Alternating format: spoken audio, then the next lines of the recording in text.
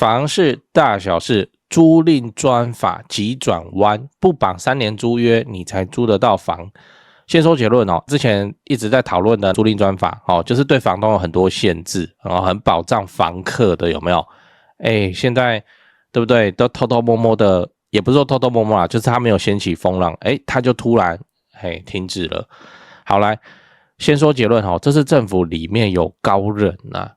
租赁专法转弯了，我就念租赁哈，我们都是念租赁的，你要念租赁也可以，反正就是市场中大家听得懂就好。好，这个租赁专法转弯哦，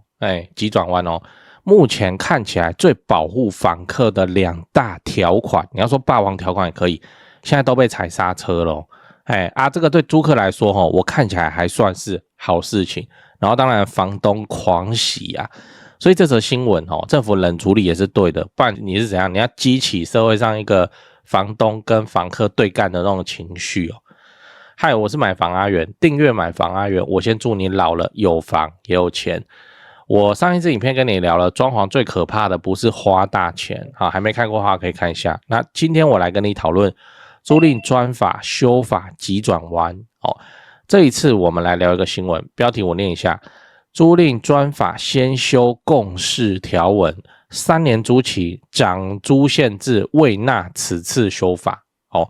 你看这个3年租期跟涨租限是不是之前讲的最凶狠的？然后房东都说那我不要租了，那我就放着就变成这样。然后现在未纳修法这一次的会期，那内容是这样就是之前的内政部设计的租赁专法现在大转弯，转弯的幅度有多大？我个人认为是180度啊。不是360啦那个360它转回原点，就是方向不一样。好，原本规划是叫保障3年租期就是说你房客你去租一间房子，他不能中间把你赶走租给一个人就要3年，然后每年调整租金只能够跟通膨的水准一样，就是 2%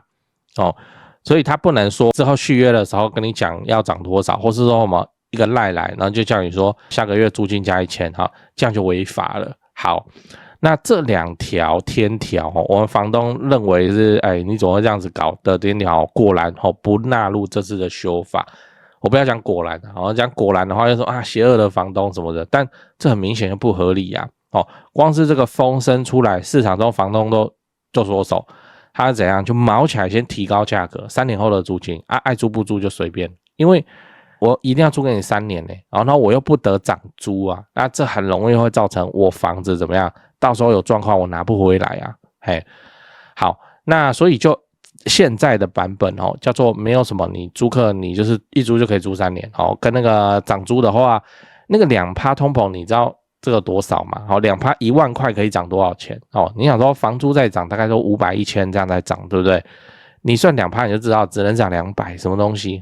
所以房东就是一开始就拉好拉满，然后找不到租客没差慢慢找，然后所有的房东都这样子做。OK， 好，那整体市场的房租就变高，那变高也没关系变高因为政府有那个扩大租金补贴嘛，对，但是这真的是个好的方式嘛那我也跟你分享一下为什么这2个条款应该要被拿掉。首先是租约绑3年，租约绑3年就是我一间房子一租就只能住3年。它会造成什么样子的结果？就是房东我就直接不租了或是我要去拉高租客的条件，因为我现在租给一个房客，虽然租约是打1年，可是他要续约我不能拒绝那一次租3年那3年为单位的话，这个风险有点高。如果房东遇到烂房客，痛苦就是痛苦3年那如果是放着等价差的房东，那个房东会倾向怎么样？我就直接不租了。因为我3年3年以后怎样那个都在说，到时候我要卖我房子拿不回来不是麻烦吗那当然先前有讲说什么你只有房东要收回自用才能请房客离开，然后这个收回自用还真的会去查你的居住事实。你看我们民间是不是很多的我儿子下个月要从美国回来这个房子要收回来不就是这样吗？那至于他儿子有没有回来住，那谁知道但是现在会去查你后面有没有居住事实，而且收回来以后一定时间之内不能买卖那房东就会觉得哇怎么会这样，反正也不是说很缺这个租金，那就给他放着，大家就这样给他放着，市场中租的物件就变少或是怎么样，就是现在已经发生的情况就是房客要认真挑到爆我夸张一点讲哦，非百大企业不租啊，或是要给房东看收入证明啊，证明这个收入很稳定之类的啊，不然就是不要来租这样。那再来是限制涨幅，这就没什么好讲了，你限制房东3年涨幅，然后每年只能加2%什么东西，好，那我就是直接。好，一开始因为我3年不能赶他嘛，我直接租他3年后我想要的租金，然后就开着啊，爱租不租就随便你，反正你有租金补贴，就变成这样。所以这2个条款你看保障3年跟房东不能随意涨租，看似对房客有利，实际上危害很大，就跟那个外送专法一样，对不对？发起人还说我没有对不起大家，好，结果现在是不是骂的外送员远远高于真正受贿法案的外送员？嘿，就好心办坏事又来了。那再来你要知道，政府要帮房东赶租霸了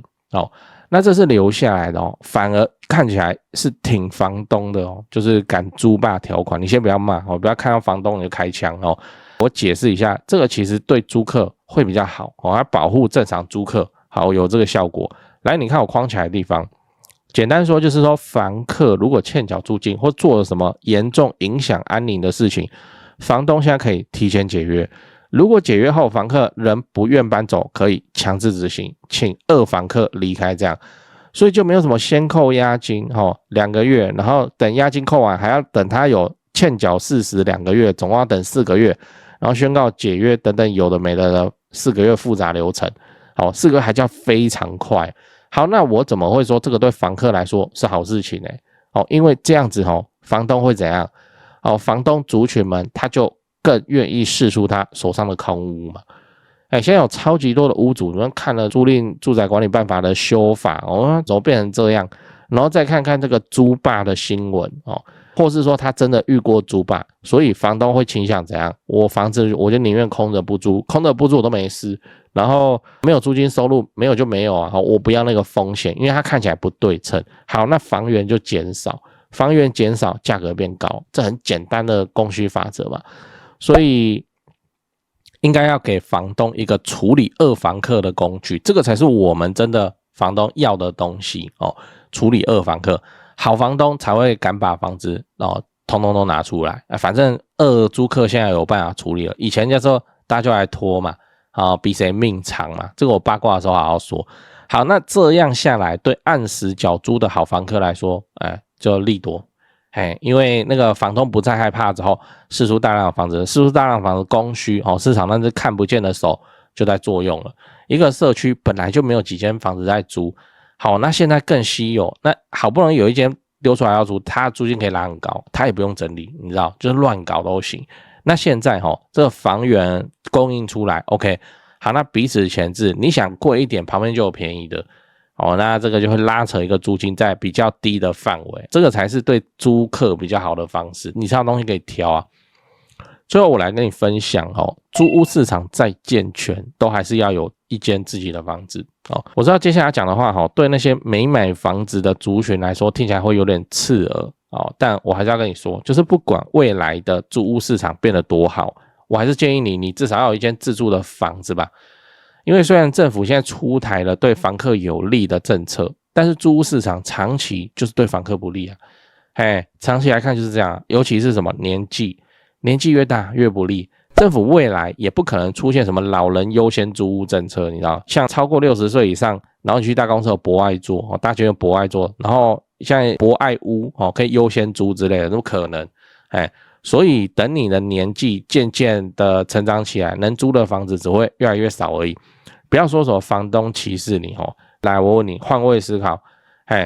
等你80岁拿拐杖的时候，你敢住公寓5楼吗？每天这样杵着拐杖爬楼梯还是你要去住电梯大楼？那如果你老到没办法住公寓，是不是本来可以租的房子跟数量又要变少？那你想一下如果今天你是房东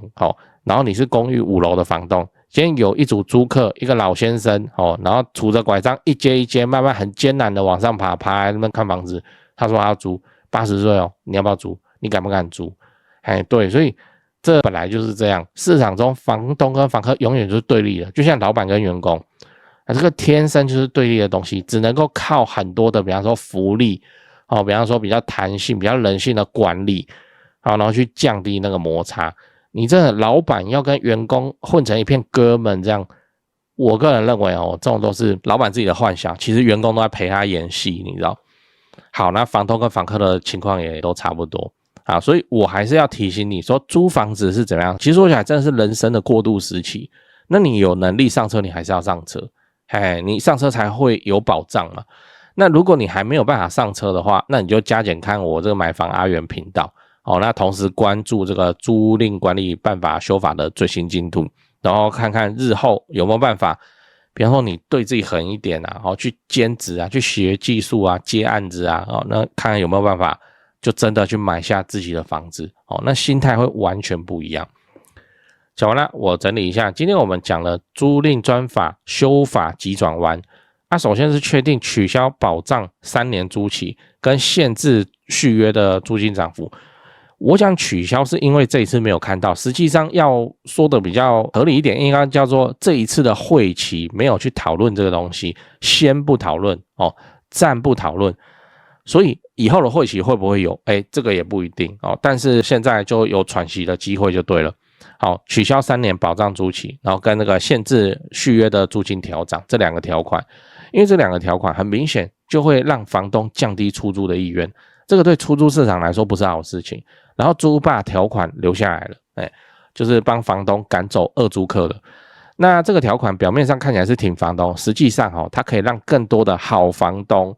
愿意让手上的空房子流入市场，房源会变多，那房客才会是赢家。赢在什么？赢在第一有东西可以调，第二租金有机会变低，因为大家都在租房子，想要租贵的房东不是不行他真的要拿东西来换，比方说他真的要帮你换很好的家电或是比较新的装潢，他才有开高价的资格。结论就是现在的修法我个人看起来是往好的方向前进。这个好不是说对房东好就叫好，而是往一个合理的方向前进，看起来有尊重市场需求了。但是长期当房客，不好意思，永远就是弱势的一方。能赶快上车就赶快上。我讲一个很极端的案例。那个新闻我也不知道为什么没有后续，我一直很关注。之前台北的社会住宅有一个101岁的人瑞，在住社会住宅，然后他的租期满了，社会住宅不能继续租给他了，继续租给他就不合法了。好，把他请离开以后，他现在101岁的人瑞要在市场中租房子，我靠，你想要做这种老人吗？他这个案例已经够极端了。我今天不是讲说60岁、65岁、70岁，而是直接到100岁。你相不相信社会住宅的管理团队？哇靠，每天心惊胆战。他今天有没有出门？今天有没有人看到他？有，没事。好，然后出个远门，比方说去进香团拜拜，2天，我靠，他房门被敲爆，你还在吗？之类。那如今终于把这桩，你看他这个人类他来住社会住宅不能拒绝他，好，那就只能这样。那好不容易每天过得心惊胆战，过好几年以后，终于因为法规关系，他当然会讲说，哎呀，我们很遗憾那基于什么什么，要请你离开。一离开，他要到市场中租房子，人类房东你是房东，你敢租给这样子的人类吗？想也知道这我不是酸他或者怎么讲干话，但是就是哪一个房东要是圣母心爆发慈悲爆发的话，那你要做好连他后事一起处理的准备就是这样市场中能不能找到这种就是有慈悲心的房东？当然有一定有，我们不能说完全没有，我们要对人性还是抱持这个希望，这样一定会有，但很难找你想要做这种人类吗？你现在101岁，你自己看，政府有要保他晚年吗？没有，对不对？所以你要是租屋，然后租成像那个处男变成大魔法师，好，你就一直不租屋，你就变成101岁，那个叫什么大魔法师，好，租屋界的大魔法师，你看看你怎么办？谁帮你处理？我记得之前看的新闻有特别讲，他没有家人，没有亲属，孤寡老人一个，哇嘞所以有自己的房子还是比较 OK 的不然你就是100多岁还要在那边漂泊天哪！然后看房东的脸色，房东一看一接电话那个声音怎么听起来年纪比我还大不好意思，租掉了就挂掉，看你要怎么办好，那所以最后我想问你说，如果保障3年租期这个东西真的上路了，那你认为未来会怎样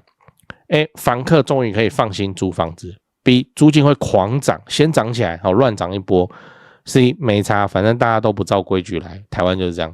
在讲八卦之前来点干货，很多朋友会问我说，阿元你房地产做这么久，有没有口袋名单啊？这不就来了吗？扫一下这个 QR code， 我有的牌都在这里了。进去先点影片看我介绍，让你心里有个底哦，然后就可以直接加他们的 LINE 了。买卖房子，台北找销店，高雄找林店，美术之星，这2位都是我的大前辈，我有问题也是直接问他们，你就直接敲就对了。如果你双北要装潢汉一室内装修嘛，很多观众朋友合作以后都觉得很满意。那如果遇到了法律上的问题，有顶尖律师可以帮助你。好啦，我有的资源都给你了，你有需要你就大方用，不用客气。最后我要请你支持我，加入我的频道会员，每个月250块钱，直接抄我做好的重大建设功课。高雄自产哦，老会员都跟超过1年了，没料的话大家早就跑了。最后也不要忘了帮我按下订阅按钮。YouTube 的后台跟我说有 74% 的观众还没订阅，这样都能超过5万人支持。如果你还没订阅，麻烦先按一下买房阿元 logo 旁边那个可爱的按钮，对，点下去就对了。这样我离10万订阅又更近一点，拍片的动力也会暴增。按好了吗？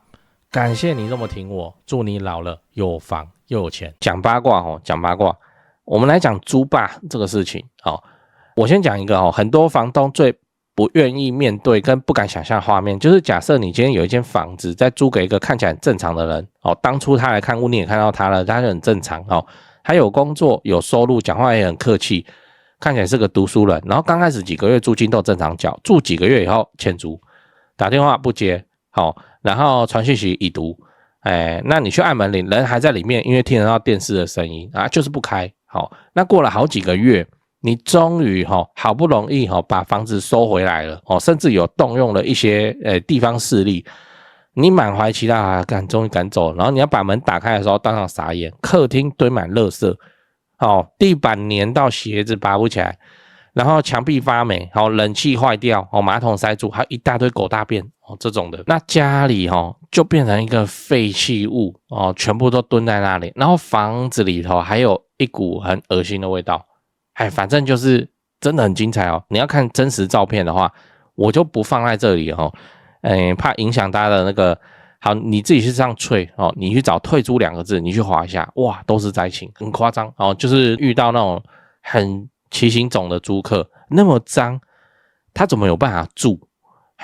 然后那么恶心，他怎么有办法在里面生活？你去找，就是脆上找退租2个字，非常精彩。你想想看如果那个是你的房子，你有办法吗？然后房客人早就跑了电话停用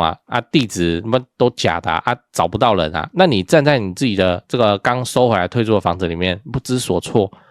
那请问这整个事情谁才是受害者？对不对？是屋主才是那个受害者吧？明明是屋主呢，然后人家欠租你也没办法，然后你又不能断水，你又不能断电，你又不能换人家大门的锁那你还不能把房客的东西赶出去赶出去又换你吃官司什么闯入强盗之类的，那刑期都很重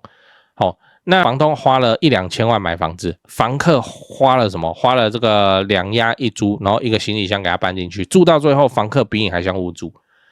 反而屋主就像是站在门口求人的那个路人跟房客说，哎呀，你把欠的租金缴一缴啦算了押金我让你拿去搬家啦，你把房子还给我就好。然后他回你一句说，不然你去告我这句话为什么他敢讲？租霸他知道真正的麻烦的成本不在租霸本人身上，在你身上，你这个房东是房东你去写存证信函你去调解你去法院律师费然后那个大楼的物业管理费、房屋税、地价税你照样都要缴。房子被搞破坏你自己修整件事情从头到尾，租霸只要继续干一件事情，就是我就赖在里面继续租就好那忙累都是房东的事。所以我跟你讲，很多房东不出租真的不是因为贪心，也不是说他在囤房，而是就单纯很怕麻烦一间房子月租2万块好了我说中南部台北听到先不要高潮。好，中南部高雄这里一间房子月租2万，一年租金24万，看起来好像也是一笔收入，可是你只要中一个租霸就好了欠缴半年12万修缮就是马桶都哇干那个没办法用然后你请那个专业清洁公司来，专业清洁公司开了门说哇靠，你这个要加钱东弄西弄，家具店修缮，弄到重新可以住人，这样可能20-30万，再加律师费，然后管理费，他们有的没的，清运，这个很夸张欸。好，那你想要一次赚这个1年24万，就是一般我们讲的房租嘛，哑巴儿子嘛，结果你只要中一次租霸，你了钱大概是50万为单位，那你还要不要租？而且这间房子当初是怎么样？当初是你也没干嘛，你可能就买来或者你继承来等重大建设的。当怕麻烦的房东他选择就把他的物件锁起来，那很麻烦的事情。他今天房子不是租不掉，他也在蛋黄区也在都市计划区里，可他就宁愿不租人，宁愿不租人，他也不一定要炒房啊，或者是囤房啊，反正我觉得租客就是他越想他越怕，好就对了。然后很多朋友会说你当房东本来就有风险，听起来有道理，实际上是歪理开餐厅有没有风险难道客人吃完饭不付钱，你也只能让他继续坐着吗？开计程车有没有风险乘客不付车资都有办法可以处理，对不对？好，就是利用法律的程序，那你就直接报警啊。好，那今天这个房东里头有租霸，然后确定就是租霸，你报警没人理你，就很奇怪就叫你要去跑法院，还在这个租约期限之内，你自己赶快去处理，这叫做制度奖励坏人制度奖励坏人，那谁还要当个好人？那好人就是躲起来。好，然后在市场中张牙舞爪的就是这些坏人，准备要利用制度漏洞的坏人，然后再戴个斯文的金丝眼镜然后穿个西装然后打扮得刚下班的，哎呀你放心吗？就准备来乱搞而且现在最荒谬的是，政府一直希望房东把空屋释出，来增加市场中的社会住宅的出租房源。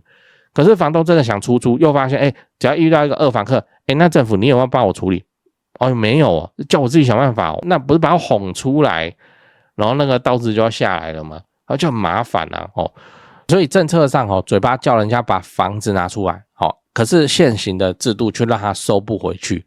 这就像一直叫人家开店，可是有人吃霸王餐，店家还不能请他出去，那当然就是陆陆续续关门嘛。所以租霸条款这东西出来了，我个人认为就是这是好事情这看起来又是你有房东，你已经是生活过得比较好的人了你是优势方怎么现在这个租霸条款你还要来对付房客不然嘞所以很反直觉就是这样你真的去弄出租霸条款，反而房东很愿意把房子都拿出来卖。你真的去什么外送一单最低45块，反而市场中订单大量减少，导致外送跑不到单。就是这样。租霸条款我个人认为很 OK 啦反正那个房东在摆烂在演戏然后最后还呛房东说你去告我不用陪他演了直接走快速的程序。影响安宁也是一样不能房东自己觉得吵，那就把那个房客就算租霸小孩哭一下，晚上洗澡但是当然不算。可是有记录的，比方说有人投诉有报警的记录，管委会也有记录那房客收到警告也没有限期改善，还是天天在那边喝酒闹事然后半夜唱歌什么有的没的。制度奖励坏人，你不搞这个租霸条款把它驱逐出去，制度奖励坏人，你要保护他多久？你保护这个租霸整栋善良的平民老百姓都受不了，这合理吗所以现在的租霸条款就出来了那制度的话就是看证据那改善机会，不改善程序执行的就会很快，不像以前就是要你们拖，很复杂住宅租赁管理办法这是一个要赶走租客要启动的流程，然后还有民法那两个叠加，你光要等到可以开始跑法，即使你有公证，即使你合约签得很漂亮，等等有没的，都是4个月以后的事情。在这4个月里的时间里头，租霸是无敌的，你知道很麻烦那讲到这边一定就会有人说，阿元，那你这样会不会让房东有了租霸条款他可以贴标签结果搞得好像房东会随便那边把房客贴标签，那就把他赶走？当然有可能对所以也要一并管理所谓的二房东有些房东看到附近租金涨了，就会想把原本的房客赶走，重新招租嘛。那房客不愿意，房东就说他怎样影响安宁，什么有的没的要卖房他就是突然就出一些题目给房客甚至故意断水断电逼房客自己离开等等。如果遇到这种房东也不用客气，他算是恶意逼着搬迁的话，好，那房东也要有责任比方说赔钱，或是直接上到刑事责任区也要赔了很多，这样房东才不敢乱搞那我个人认为说，现在有个租霸条款哦，然后接下来应该再出台一个所谓的二房东条款。其实前面2条这个会期没有去审的哦，叫做保障3年租期跟禁止随意涨，这个其实就是来对付二房东的哦。那当有了处理租霸的条款，哦，然后处理二房东的条款，好，那正常人哦，正常房东跟正常租客就怎么样，就完全不用怕。你按时缴租的房客，你要怕什么？哦，然后那个按合理出租的房东也不用怕哦，反正我就是照规矩来啊。哦，那此时就可以清除掉什么人，就是那种明知自己违约，还想利用程序那边拖时间住免钱的人哦。不要想说租霸只会伤害房东，租霸最后伤的最重的是什么？是整体市场环境，是下一次的这个房东都不愿意，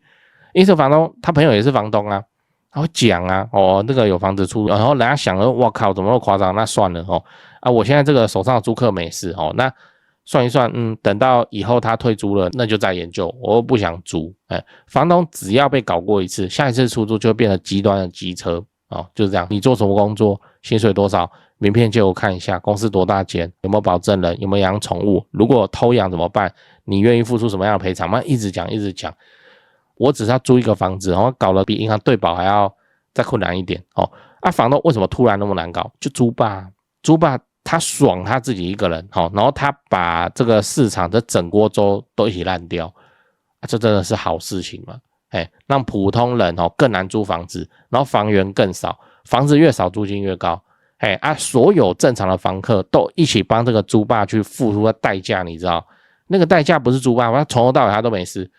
就是房东跟其他这个素昧平生的房客一起承担他乱搞的代价。所以这个租霸条款表面上看起来是保护房东，实际上也在保护那些按时缴租正常生活的好房客。那房东今天知道反正有一个乱搞恶意违约可以快速被处理，那我就敢把空屋拿出来租房源变多，房客才有选择如果全部的房东都怕到不敢租，那剩下房子我跟你讲，就是很鸟蛋的房子，租金再贵，条件再差，没东西啊，租客也只能去抢所以乐见其成啊我就说嘛，之前有民间业者做这个住宅租赁管理办法的修法，然后他是好像委员还是什么，就被拉进去讲话，因为他本人自己就是做社会住宅这个事业的。好，我就说他一定能发挥作用。为什么？因为欠租被欠，你想到政府社会住宅不会有人欠租也是欠得乱七八糟，好不好？那苦主他们自己也是啊所以民间的声音有被透出去，今天就不是所谓弹头学者们自己幻想，然后就下了一个什么法规，然后把市场搞砸之后，他又没有代价他最没有代价。今天是民间的业者，就手上已经被欠租了，他就进去就跟政府说，你按呢没塞啊，你这样子会出代志啊，你这样子来我们手上的租约目前被欠的来，他是什么情况讲就知道了嘛所以跟民间那个是谁啊？我记得那个人姓王啊，然后他本人反正这一次的修法，他一定出了很大的力气，想办法帮大家把这个东西挡掉让正常的房源跟正常的数量、正常的租金可以回头释放到市场来。但我跟你说，一定远远还没结束现在看起来租霸条款是继续走，但是这个租霸条款具体要怎么驱离或是什么的，还没看到细节我怕还是要拖很久最后提供我自己的八卦，就是之前有一间在出租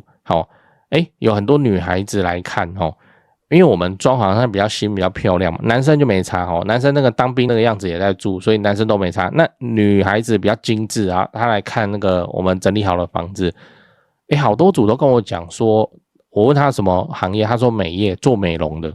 做美容好，然后我说什么美容，他说指甲睫毛 OK 好，可是我就觉得气质怪怪的。后来还有陆陆续续几组也是有女生来，只要问到职业就说做美容的。我就很纳闷，怎么那么多做美业的人？然后我去问其他的房东，其他的房东就说，对，他也遇到，也都说做美容的。我说做美容的具体是怎样？怎么那么多人在做美容就很诡异啊！台湾上市柜公司那么多，怎么一大堆做美容的来租房子？我后来想一想，这是不是一种伪装啊？是不是就是做八大？因为我看那个气质也很不像是做，就是我们在外面那个什么涂指甲店啊或什么的什么睫毛啊，很不像。会不会八大的在外面租房，他们都说自己是做美，我不知道啦我的猜测啦。反正就是我回想起那几组女生租客来看房的样子，哦，不知道呢，觉得有点八大的样子。我这样讲不好哦，但是，嘿八大现在你看已经进化到了说，他知道市场中大家对八大的印象不好，不想租，所以在讲职业的时候要讲一个，哇，不知道